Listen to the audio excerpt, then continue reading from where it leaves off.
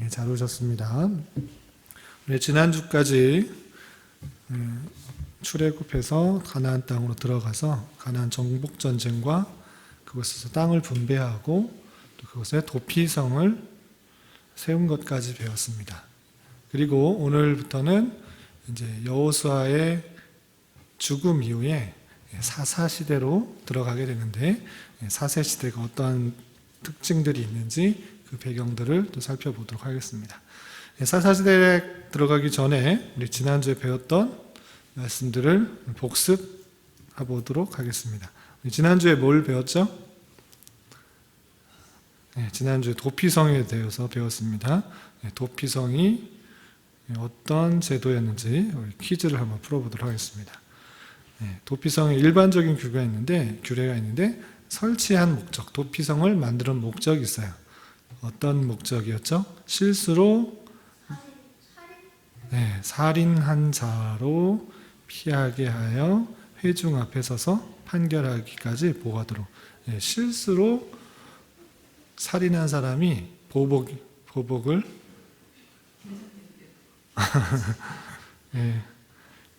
보복하는 것들을 막기 위해서 피할 수 있는 그런 성을 마련했다 그랬습니다. 자, 적용하는 대상. 이스라엘 자손뿐만 아니라 어떤 사람? 이방인, 노인, 이스라엘 자손 우고하는 자, 또 이방인, 또 다른 말로 이방인 맞는 말인데 외국인도 맞는 말이에요. 근데 여기서는 같은 말인데 타국인, 이방인, 타국인 또는 외국인 또 다 실수로 죽였을 때 보복을 피할 수 있도록 성을 만들었다고 했습니다. 설치, 어디다 설치하라고 했을까? 요단 동편에 몇 성읍? 요단 동편 몇 성읍에 설치했죠? 세 성읍.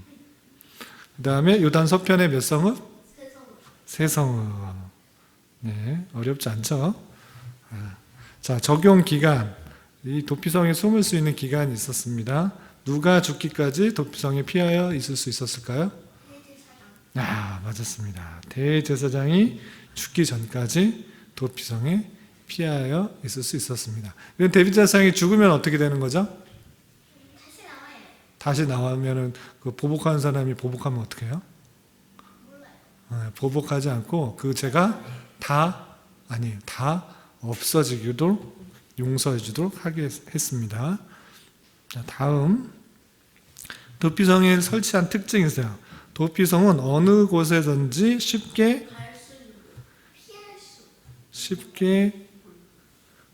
찾을 수 있는 거, 비슷한 뜻이에요. 찾을 수 있는 곳에 설치하고 험한 길을 가는 길을 분명히 표시나서 이쪽으로 가면 피할 수 있구나 라고 쉽게 갈 수 있도록 했습니다. 그리고 도피성은 문은 어떻게 항상 다른 표현으로 언제나 열어놓아서 누구나 들어올 수 있도록 했습니다. 도피성은 스스로 어려웠는데 스스로 피하라 했습니다. 누가 데리고 가는 게 아니고 자기가 스스로 빨리 가서 피하도록 했습니다. 그래서 적용한 예외가 있어요. 도피성에 간다고 다 살 수 있는 것이 아니고 일부러 고의로, 같은 표현이죠. 고의로 살인한 자는 반드시 죽일 것이에요. 다 피한다고 사는 것이 아니고 재판하기 전까지 피하는 거고, 일부러 살인한 자는 반드시 죽인 거예요. 이거 누가 죽여야 돼요? 살인을 피해를 받은 사람 입장에서 죽이는 거예요. 대제사장이 대신 죽이는 것이 아니고 피해를 입은 사람의 가족이나 친지가 죽이도록 그렇게 했습니다. 그래서 도피성이 뜻하는 것이 뭐라고 그랬죠? 도피성 뜻하는 거?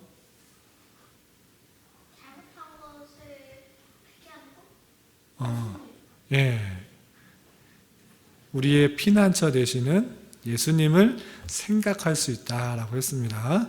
그리고 또 한 가지 생각할 수 있다고 했는데, 도피성을 가지고 남을 보복할 때 스스로 보복하기보다는 하나님께 판단과 보복을 맡기는 자세가 필요하겠다. 왜냐하면 보복이 보복을 낳고 원망이 원망을 낳고 더 커지는 것을 보게 돼요. 그래서 하나님께 특별히 살인하는 것들은 하나님 앞에서 그것을 그 죄를 맡기도록 그렇게 했던 것입니다. 지난주 도피성 잘 기억나죠? 잘 기억하시길 바라고. 이제 또 있네요.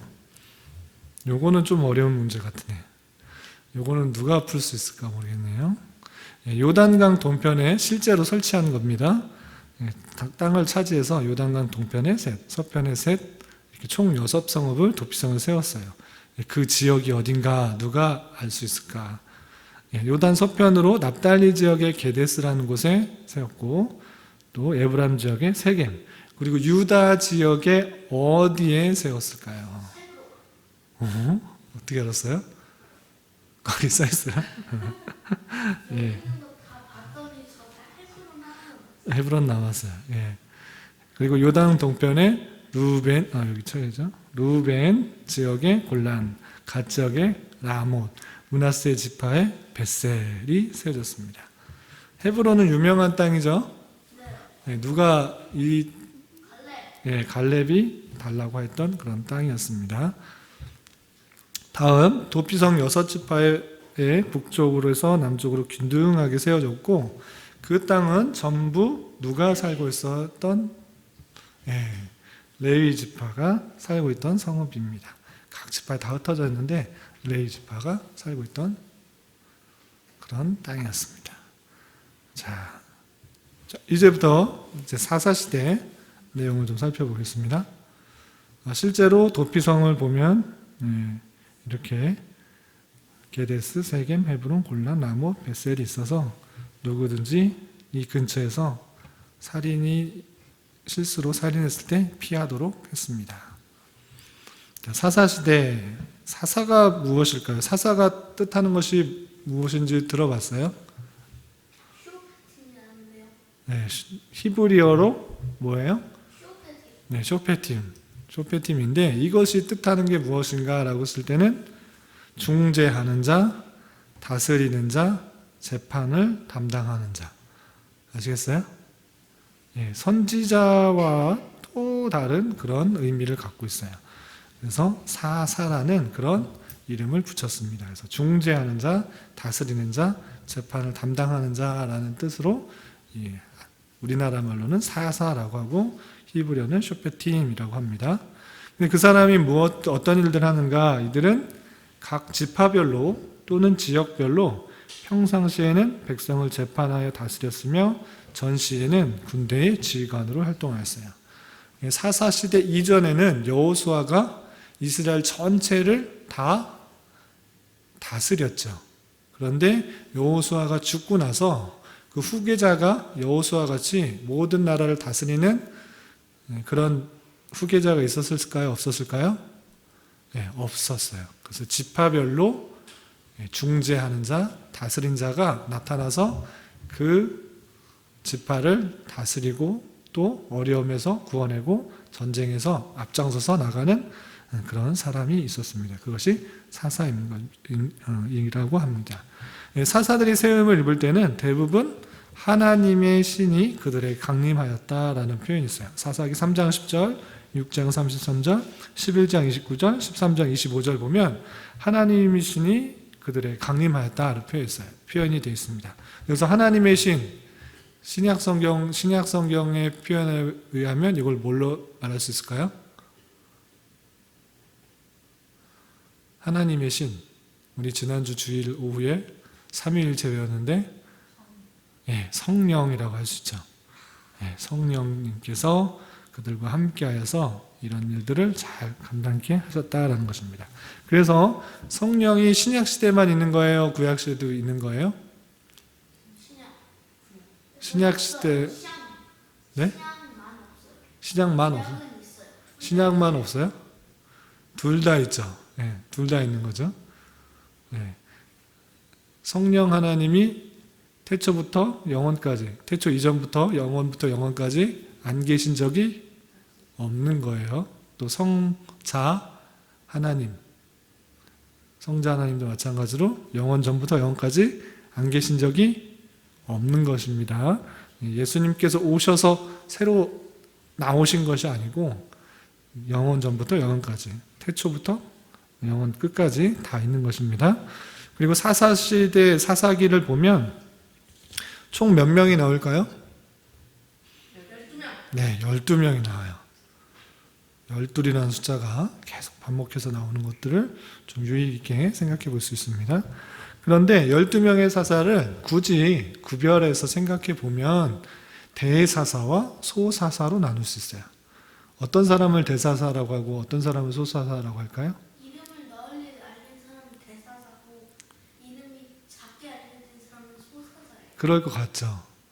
대선지자 또 소선지자 뭐 이렇게 대선지서, 소선지서 이렇게 나누기도 하는데 대선지서, 소선지서뿐만 아니라 대사사, 소사사를 나누는 기준은 전쟁에서 이긴 사람 아니고 성경에 얼마나 키가 큰 사사가 아니고 키가 크고 작은이 아니고 성경에 얼마나 많이 길게 기록되느냐를 뜻하는 거예요. 아시겠어요? 그래서 많이 기록된 된 사사를 대사사, 그리고 짧게 기록된 것은 소사사예요. 짧게 기록됐다고 그 사람이 잘 못했거나 전쟁에서 졌거나 하는 일이 적었다라고 판단하기는 좀 조심스러워요. 그냥 분류상 많이 써야 있다, 기록이 많이 되어 있다 라고 할 때는 대사사, 조금 쓰여 있다, 이것은 소사사라고 합니다. 아시겠어요? 네, 선지서도 나중에 또 배울 텐데 선지서도 대선지서, 소선지서가 있어요. 왜 이렇게 그럼 소선지서는 하는 일이 적었는가? 그것이 아니고 기록한 분량이 작아서 분류상 그렇게 소선지서, 대선지서로 나눕니다. 그래서 대사사, 기록이 많이 되어 있는 그런 사사는 어떤 사사가 있는가? 스크린에 본 것처럼 6명의 대사사가 있습니다. 함께 읽어보겠습니다. 시작. 운니엘, 에훗, 드보라, 기드온, 입다, 삼손. 이것이 대사사, 기록이 많이 되어 있는 사사들이고요. 소사사, 짧게 기록을 남긴 그런 사사들도 있습니다. 6명이에요. 똑같이. 소사사는 어떤 소사사가 있는지 6명 이름 한번 읽어보겠습니다. 시작. 삼갈, 돌라, 야일, 입산, 엘론, 압돈. 12명의 사사가 있다고 그랬습니다. 혹시 이름 들어본 사사 있어요? 네. 누구 들어봤어요? 오, 그렇게 다 들어봤어요? 들어보기는 했어요? 봤어요? 어디서 봤어요? 만화책에서. 미리 읽어본 것 같습니다. 그래서 이 순서를 보면 운니엘 먼저 나오고 에훗, 삼갈, 드보라, 기드온, 돌라, 야일, 입다, 입산, 엘론, 압돈, 삼손 순으로 기록이 나오고 또 이 순서에 따라서 그 지파뿐만 아니라 이스라엘 전체가 이 사사에 의해서 중재가 되기도 하고 재판이 되기도 하고 전쟁에서 싸우기도 하고 그러는 거예요. 아시겠죠? 제일 유명한 사사는 삼손 이야기는 많이 들어봤을 거라 생각됩니다.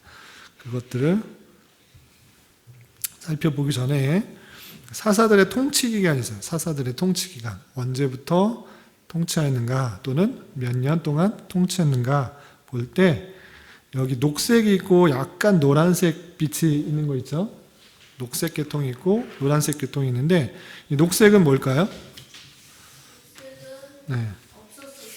녹색은 이웃 이방들로부터 다스림을 받았을 때, 그리고 노란색은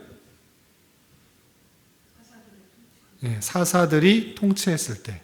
그러니까 계속 번갈아 가고 있죠. 녹색 한 번, 노란색 한 번, 녹색 한 번, 노란색 한 번, 이렇게 바뀌어 가고 있죠. 그러니까 이스라엘 나라가 이때는 계속 이방의 지배를 받기도 하고 사사로부터 통치를 받기도 하고 이랬다는 것을 알 수가 있는 거예요. 그래서 사사 시대는 나라가 튼튼했을까요? 튼튼하지 못했을까요? 튼튼하지 못해서 위대한 모세와 같은 또는 여호수아 같은 위대한 통치자가 없어서 이렇게 이방 나라로부터 그 주변에 있는 나라로부터 지배를 받기도 했다라는 것들을 알 수가 있습니다. 그러면 어떤 순서대로 어떤 식으로 또 몇 년간 사사들이 통치했는지 간략하게 보겠습니다. 구산 리사다임으로부터 8년 동안 지배를 받다가 온니엘이라는 사사를 통해서 40년 동안 다시 나라를 빼앗아서 다스리게 되었습니다. 그리고 또 모압왕이 어디 있는지 아시죠? 염해 또는 사해 동쪽에 있는 그런 나라입니다. 모압왕 에글론으로부터 몇 년 동안 다스림을 받았어요? 18년 동안 다스림을 받았어요. 그리고 다음에는 에훗이라는 사사를 통해서 몇 년 동안 다시 찾아왔어요? 80년 동안 또 찾아와서 다스림을 받았습니다. 그리고 다음에 삼갈이라는 사사가 잠깐 나오는데 삼갈이 어디서 또 어떻게 몇 년 동안 다스렸다는 얘기가 구체적으로 나오지 않아서 함께 에훗이 다스리는 동안 그 다른 지파에서 다른 지역에서 함께 사역했을 것이다 라고 생각을 하는 것입니다. 그리고 에훗이 죽은 다음에 누구로부터 지배를 받았어요? 가나안 왕 야빈이라는 왕으로부터 20년 동안 또 지배를 받았어요. 그리고 나서 그 이후에 드보라라는 여사사를 통해서 몇 년 동안? 40년 동안 또 찾아왔어요. 40년 동안 계속 찾아왔는데 또 누구로부터? 미디안이라는 이방 나라로부터 몇 년 동안 지배를 받았어요? 7년. 와, 잘 살다가 또 지배받고 이렇게 계속하고 있어요. 그리고 그 다음부터는 기드온 사사로부터 몇 년 동안? 40년 동안 다시 나라를 다스렸어요. 그런데 또 누구로부터? 기드온 아들 아비멜렉부터 3년 동안 또 지배를 받고 또 다시 찾아와서 돌라라는 사사를 통해서 23년, 야일이라는 사사를 통해서 22년. 이렇게 같이 있는 것은 돌라와 야일이 비슷한 시대에 다른 지역에서 사사의 활동을 한 겁니다. 아시겠죠? 그리고 또 돌라가 죽은 이후에 누구로부터? 암몬으로부터 암몬과 블레셋. 또 지역이 약간씩 달라요. 그렇죠? 암몬과 블레셋으로부터 18년, 40년 동안 또 지배를 받았어요. 계속 번갈아 가면서 어떻게 하고 있어요? 지배를 받았다가 또 찾아왔다가 지배를 받았다가 찾아왔다가 계속 이렇게 지내왔던 것입니다. 이런 특징이 있던 것입니다. 그래서 보면 사사에 대해 특징을 보면 이스라엘 백성들이 하나님 앞에서 악을 행해요. 죄악을 행할 때 하나님께서 어떻게 하셨을까요? 심판을 하세요. 어떻게 심판을 하시느냐? 대적의 손에 이스라엘 백성들이 붙여서 그들을 죄악에서 떠나도록 심판하시는 것을 보게 돼요. 그래서 이스라엘 백성들이 그 다른 나라 이방 사람들에게 지배를 받으면서 많은 핍박과 탄압을 받게 되면 이스라엘 백성들이 뭘 할까요? 회개. 이스라엘 자손이 여러 하나님 앞에 슬피 부르짖으면서 구해 주십시오. 용서해 주십시오. 내가 잘못했습니다. 제가 잘못했습니다. 저희를 구원해 주십시오. 이렇게 회개를 하는 거예요. 그러면 하나님께서 그 회개를 들으시고 어떻게 하셨을까요? 구원해 주세요. 어떤 사람을 통해서?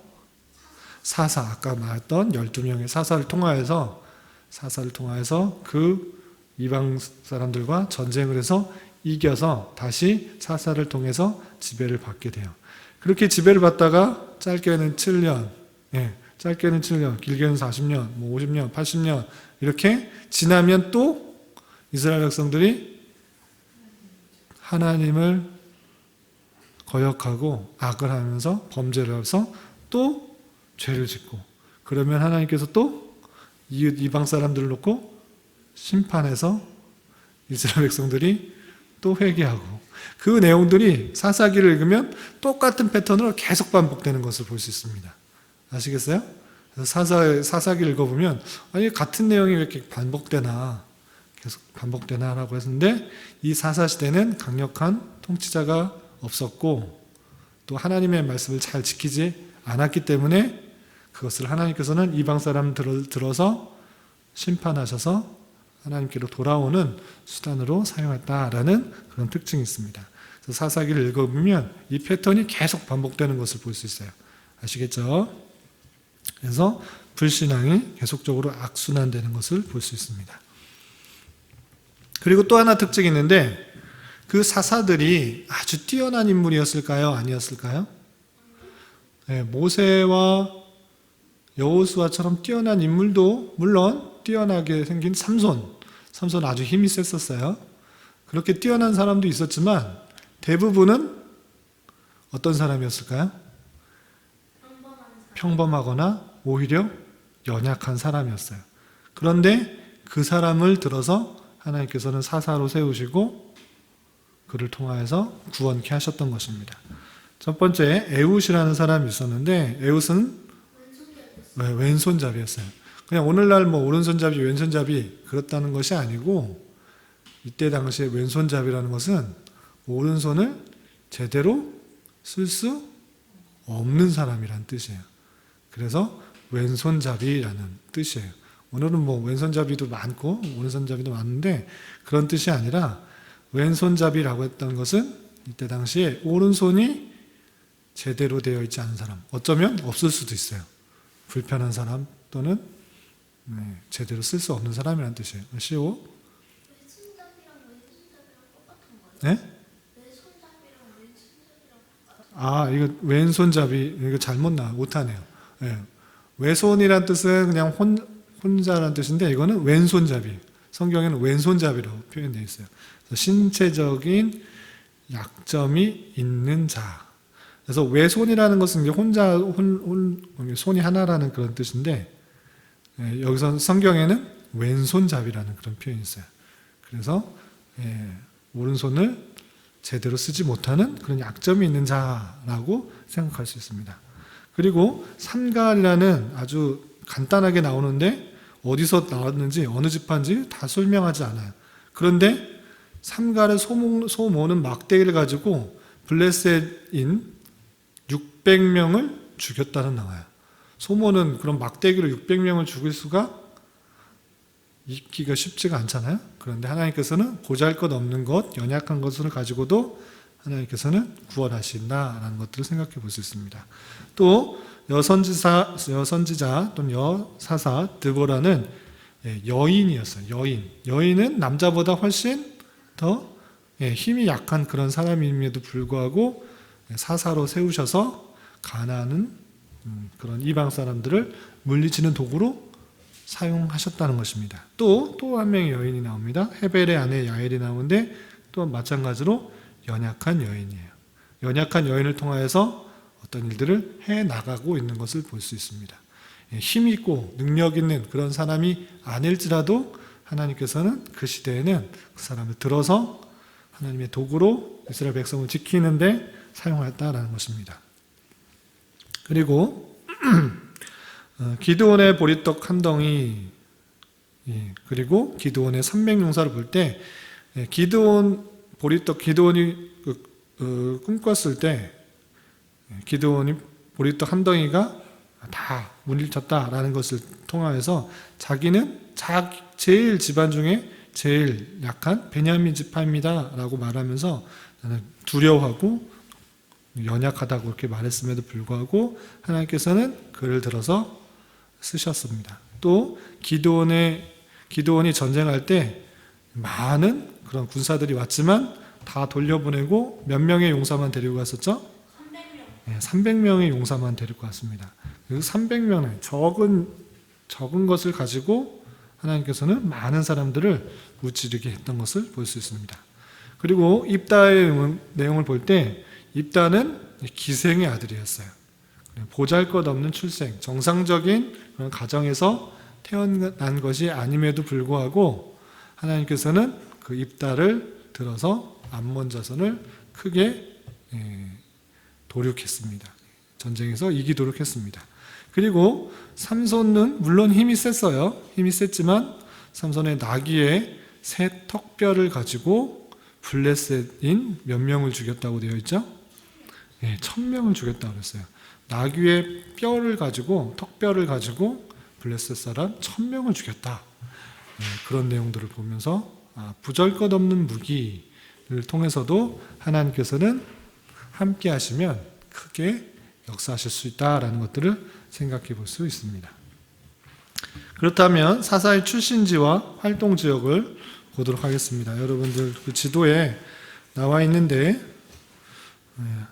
제일 먼저 나오는 사람이 누구였죠? 운니엘. 운니엘이 어디서 했을까 했을 때는 유다 지파에서 제일 먼저 나와서 이스라엘 백성들을 다스렸습니다. 참고적으로 알아두시기 바랍니다. 에훗은 베냐민 지파에서 있고요. 세 번째, 여기는 요 나눠드린 교회는 누가 없어요? 삼갈이 없죠. 삼갈. 네, 삼갈이 여기서는 삼갈이 없어요. 11명의 사사만 나오잖아요. 왜요? 네, 그렇죠. 잘 안 나와 있어요. 소사사라고 불리는 이유가 있죠. 어디서 무슨 지파에서 어떤 일들을 많이 했는지 잘 안 나오고 어느 시대인지 잘 몰라요. 그렇지만 에훗 시대에 함께 다른 지역에서 활동했던 그런 사사일 것이다 라고 생각하는데 그 삼갈이 했던 사역이 무엇인가 했을 때 누구를 죽였다고 되어 있죠? 3장 31절에 소모는 막대기로 누구를 죽였어요? 블레셋 사람 600명을 죽였대요. 블레셋이 어디에 위치했다고 했는지 혹시 기억나세요? 그쵸, 서쪽 편에. 블레셋. 그쪽에 쭉 있다고 그랬죠. 그리고 거기에 있었기 때문에, 거기서 전쟁을 해서 600명을 죽였기 때문에 혹시나 이쪽, 지금 지도에 표시된 그 삼갈, 그 블레셋 지역의 근처에서 활동하지 않았을까? 이렇게 그냥 생각해 볼 수 있어요. 다른 지역에서 와서 블레셋 사람을 죽였을 수도 있어요. 근데 잘 나와 있지 않으니까 그냥 삼가를 이쪽에다 그냥 표시해 놓은 겁니다. 다음 네 번째, 드보라는 어디 있어요? 에브라임 지파에. 그 다음 5번 기드온 므낫세 지파에 있고요. 그 다음에 둘라가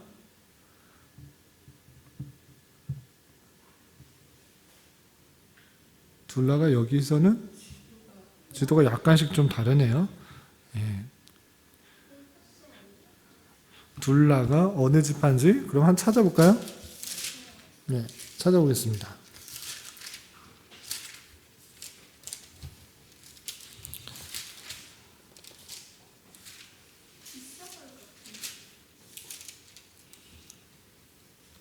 (10장에) 나오죠. 이사갈 사람, 도도의 아들. 이사갈이 어디죠? 지금 5번, 납달리 아래쪽에 이사갈이 있죠. 그럼 여기서 므낫세, 요 지금 스크린에 나와 있는 게 조금 잘못됐다고 생각하시면 됩니다. 이사갈 쪽에 이사갈 사람이기 때문에 이사갈 지파에 포함되는 게 좋겠죠. 약간 수정해서 여기 나와 있는 교환에 보면 잘 나와 있으니까 그걸 참조해 주시기 바랍니다. 그 다음에 7번 야일은 므낫세 지파. 야일도 여기도 좀 다르네요. 요 야일도 한번 찾아보겠습니다. 네? 그러니까 여기 지도하고 약간씩 다르죠. 제가 본 지도가 2개의 버전이 있나 봐요. 그래서 다른 지도를 보고 했더니 2개가 약간씩 다르네요. 야일은 그러면 여기 10장 3절 보세요.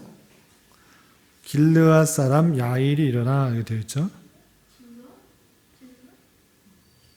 길르앗 사람 야일이 일어나.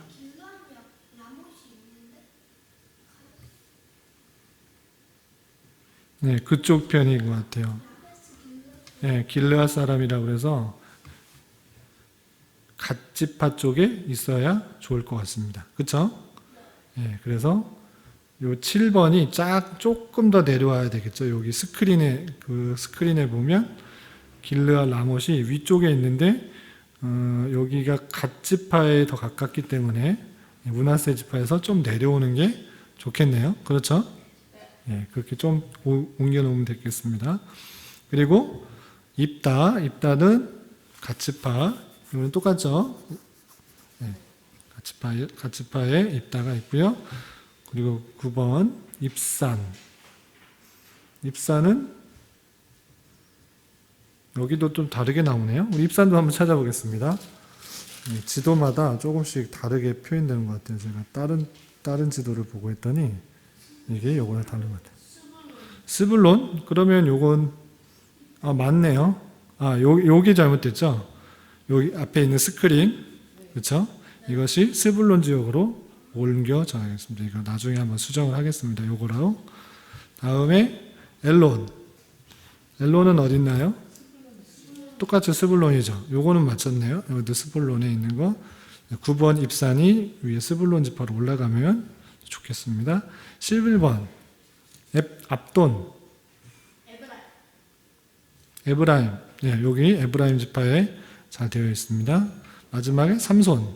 이거는 단지판. 삼손도 아시다시피 좀 전에 살펴본 것처럼 블레셋 지파하고 싸웠습니다. 그래서 블레셋과 붙어있는 단지파로 이해하시면 되겠습니다. 네, 시원이. 여기 지역이 교원지도에 보면은 네. 에브라임이랑 에브라임 아래랑 베냐민 옆에 있는데 당이 그 므낫세 위에 좀 있는데요. 저희 납달리랑 므낫세 사이에 납달리와 므낫세 사이에 이 당은 뭐죠? 납달리 어디 말하는 거죠? 어디 말하는 건지 모르겠네. 위쪽에 단이 두 군데 있어요. 단이 두 군데 있어요. 위에 가서 다시 단이 나눠서 살아요.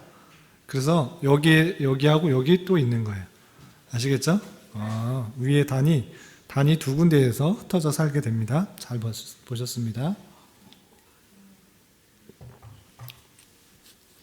이렇게 사사가 각 지파마다 출신 하나님께서 또 함께하여 주셔서 그 지파에 어떤 사람을 통해서 이방의 지배로부터 벗어나도록 하도록 했습니다. 그래서 회개하면 어떤 사람을 통하여서 사사를 통하여서 구원케 하여 주시고 또 한참 있다가 또 범죄하여서 했던 것입니다. 우리 시오 납달리랑 므낫세 가운데 있는 납- 갈릴리라는 네.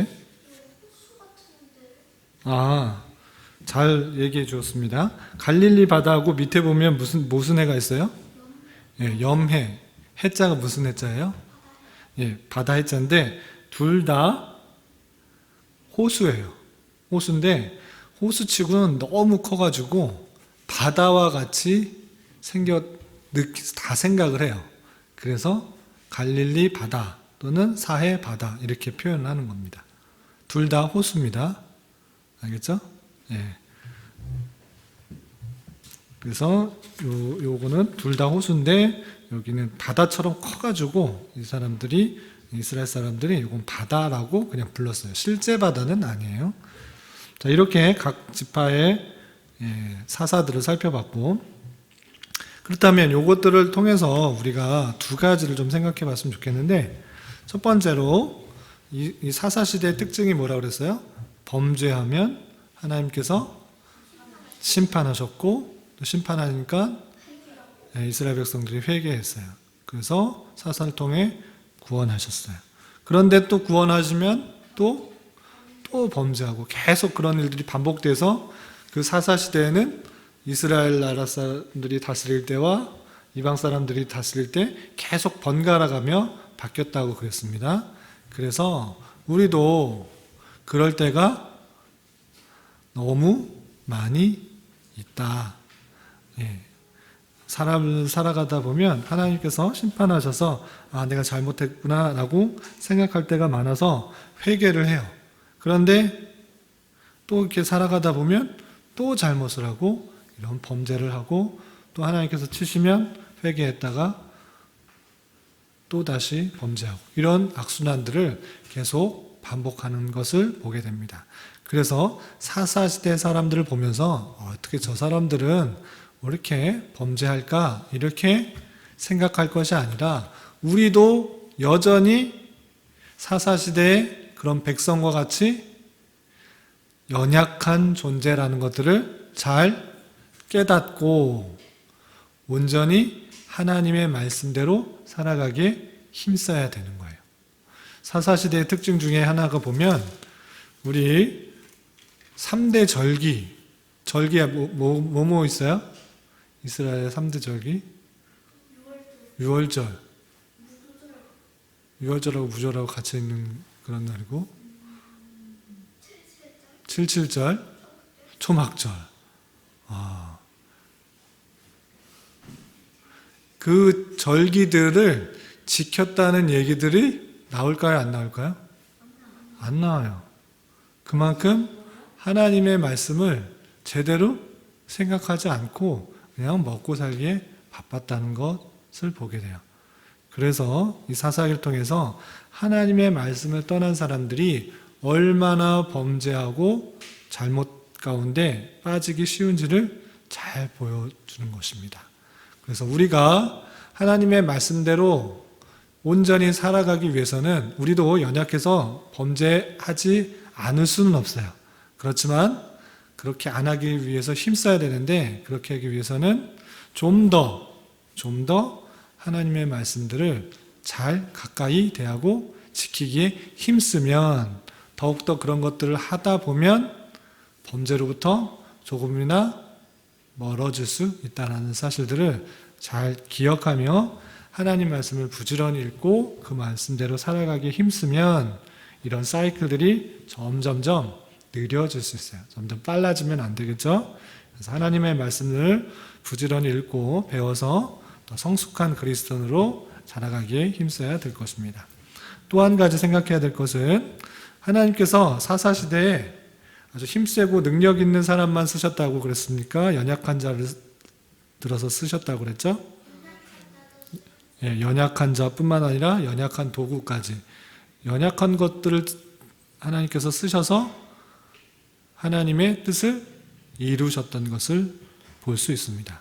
그럴 때 우리는 남들과 비교할 때 나는 이것도 못해, 나는 키도 작아, 나는 힘도 약해, 나는 공부도 못해, 뭐도 못해, 나는 가진 것도 많이 없어 이렇게 생각할 것이 아니라 하나님이 신이 함께 하시면 그 모든 것도 하나님의 선한 도구로 사용할 수 있다라는 사실들을 늘 잊지 말아야 될 것입니다.